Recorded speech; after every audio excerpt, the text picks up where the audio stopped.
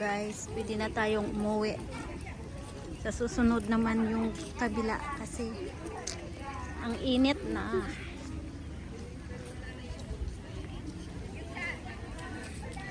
So madami pang pupuntahan. Oh, yan ang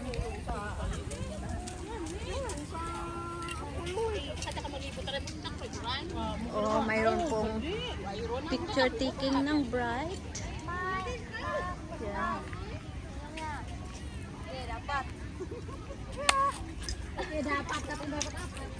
So bonsai.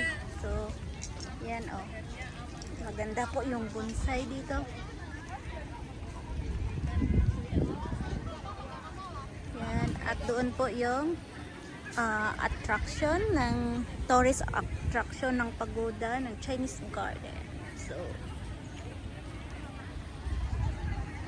yan guys. So yan kadami yung mga pumupunta dito. So, thank you for watching.